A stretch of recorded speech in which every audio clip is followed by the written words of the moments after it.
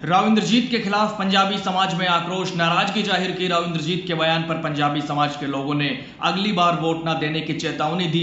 किसी ने कहा वो दादागिरी दिखा गई अपनी, तो किसी ने कहा खींच निकालने का मंच नहीं था वो, और किसी ने यह भी कहा कि अपनी कौम से ऊपर उठकर वोट किया हमने, लेकिन बदले में क्या मिला। राव इंद्रजीत के खिलाफ खुलकर मैदान में उतर गया पंजाबी समाज। सवाल सिर्फ एक सरकारी कार्यक्रम में निमंत्रण न मिलने का था, लेकिन बयान से बात पहुंच गई वोट बैंक, सम्मान, राजनीतिक वजूद और चेतावनी तक। पंजाबी समाज पर एक बयान कहीं गले की फांस तो नहीं बन गया राव इंद्रजीत के लिए। दोस्तों नमस्कार, मैं आपका यार जतिन पत्रकार। राव इंद्रजीत सिंह के बयान के बाद से पंजाबी समाज में नाराजगी खुलकर सामने आई है। हाल ही में एक बैठक हुई थी गुरुग्राम की न्यू कॉलोनी स्थित गीता भवन में पंजाबी समाज की, जिसमें राव इंद्रजीत के बयान को लेकर तीखी प्रतिक्रिया देखने को मिली। किसी ने कहा वो दादागिरी दिखा गए अपने, किसी ने कहा कि अगली बार से वोट नहीं देंगे उनको, तो किसी ने कहा कि खींच निकालने का मंच नहीं था वो। तो पूरी कहानी मैं सिलसिलेवार तरीके से आपको बताता हूं। बैठक में मौजूद समाज के प्रतिनिधियों ने आरोप लगाया कि राव इंद्रजीत ने एक सरकारी कार्यक्रम के मंच से पंजाबी समाज की भावनाओं को ठेस पहुंचाई और अपनी राजनीतिक नाराजगी जाहिर करने के लिए ठीक भाषा का इस्तेमाल नहीं किया।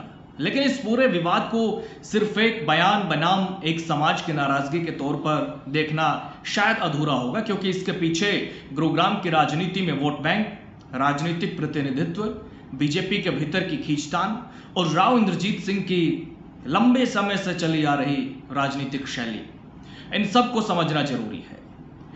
तो एक बार वो पूरा वाक्य आपको बताता हूं और फिर बताता हूं कि पंजाबी समाज ने इस पर नाराजगी क्यों जताई। दरअसल 14 अगस्त को विभाजन विभीषिका स्मृति दिवस के मौके पर कार्यक्रम आयोजित किया गया था गुरुग्राम में। इसी कार्यक्रम में राव इंद्रजीत सिंह ने निमंत्रण को लेकर सवाल खड़े किए। राव इंद्रजीत की आपत्ति इस बात को लेकर थी कि क्षेत्र का सांसद होने के बावजूद उन्हें कार्यक्रम में आमंत्रित नहीं किया गया। उन्होंने सवाल उठाया कि अगर कार्यक्रम उनके संसदीय क्षेत्र में हो रहा है और स्थानीय लोगों को बुलाया जा रहा है, तो क्षेत्र के सांसद को आमंत्रित करना भी आयोजकों की जिम्मेदारी होनी चाहिए।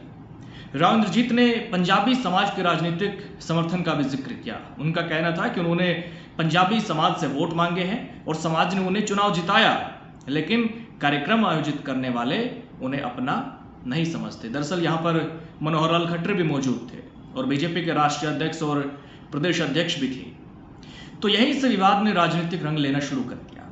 राव इंद्रजीत ने यह भी कहा कि अगर कार्यक्रम बीजेपी का नहीं होता तो शायद उन्हें यहां बुलाया भी नहीं जाता और ना ही बोलने का मौका मिलता। अब बात करता हूं कि पंजाबी समाज ने क्यों नाराजगी दिखाई। तो मीडिया रिपोर्ट्स के मुताबिक बैठक में सनातन धर्म मंदिर के चेयरमैन सुरेंद्र खुल्लर ने बेहद तल्ख अंदाज में राव इंद्रजीत पर निशाना साधा। उनका कहना था कि राव इंद्रजीत आज जिस राजनीतिक मुकाम पर हैं उसमें पंजाबी समाज के वोटों की बड़ी भूमिका रही है। वे हर बार चुनाव के समय हाथ जोड़कर हमारे दरवाजे पर आते हैं, वोट मांगते हैं और जीतने के बाद हमें ही कोसते हैं। अगर पंजाबी समाज अपना हाथ पीछे खींच ले तो यहाँ से ना तो कोई सांसद बन सकता और ना ही कोई विधायक। बैठक में ये सवाल भी उठाया गया कि विभाजन विभीषिका स्मृति दिवस जैसे कार्यक्रम को राजनीतिक नाराजगी जाहिर करने का मंच क्यों बनाया गया। ये सरकारी कार्यक्रम था जहां उन्होंने विभाजन के शहीदों को श्रद्धांजलि देने बुलाया गया था, लेकिन वो अपनी राजनीतिक खींच निकालने और पंजाबियों को अपमानित करने लगे। उन्होंने चेताया कि अगली बार राव इंद्रजीत सिंह को पंजाबियों की एक भी वोट नहीं मिलेगी।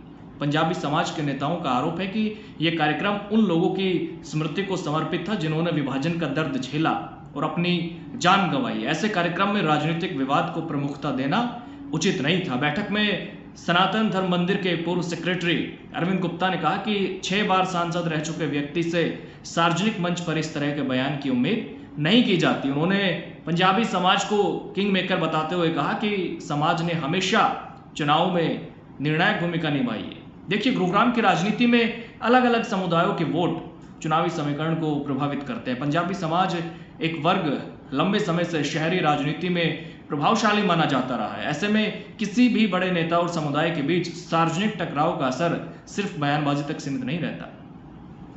अगर नाराजगी चुनावी मुद्दा बनती है तो इसका असर उम्मीदवारों के समीकरण पर भी पड़ता है, क्योंकि बैठक में यह भी कहा गया कि हमने हमेशा अपनी कौम से ऊपर उठकर देश हित और पार्टी हित में वोट दिया।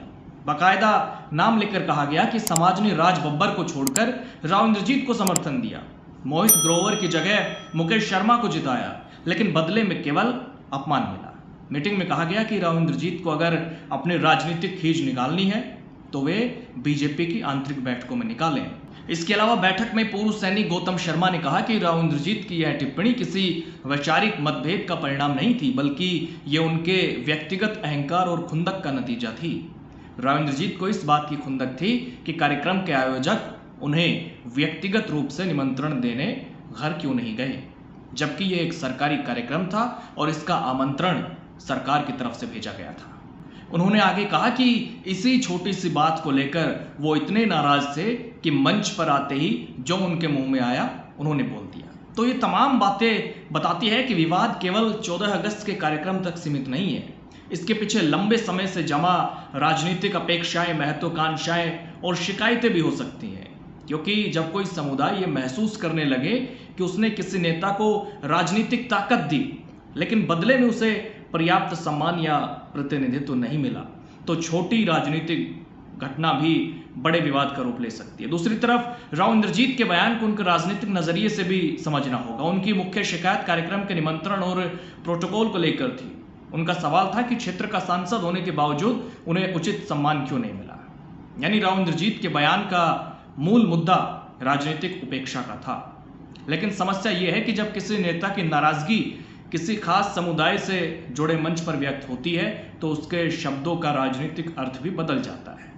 इस विवाद का एक और पहलू बीजेपी की आंतरिक राजनीति से जुड़ा है, क्योंकि राव इंद्रजीत लंबे समय से हरियाणा की राजनीति में अपनी अलग पहचान रखते हैं। कई मौकों पर उनकी नाराजगी सार्वजनिक तौर पर सामने आती रही है। ऐसे में बीजेपी के लिए भी मुश्किलें पैदा हो सकती हैं, क्योंकि एक तरफ राव इंद्रजीत पार्टी के बड़े नेता माने जाते हैं और दूसरी तरफ गुरुग्राम जैसे महत्वपूर्ण राजनीतिक क्षेत्र में पंजाबी समाज की नाराजगी को नजरअंदाज करना भी पार्टी के लिए जोखिम भरा हो सकता है। जैसा कि चेतावनी भी दी गई है मीटिंग में कि अगली बार राव इंद्रजीत को पंजाबियों की एक भी वोट नहीं मिलेगी, और अगर ऐसा हुआ तो अगले चुनाव में समीकरण पर भी असर पड़ता दिख सकता है। इसलिए आने वाले समय में यह देखना बेहद महत्वपूर्ण होगा कि पार्टी इस विवाद को व्यक्तिगत बयान मानकर छोड़ती है या फिर दोनों पक्षों के बीच संवाद स्थापित करने की कोशिश करती है। हालांकि आपको क्या लगता है, अपनी राय आप जरूर दे सकते हैं। कमेंट बॉक्स के दरवाजे हमेशा की तरह आज भी आपके लिए खुले हुए हैं। नमस्कार।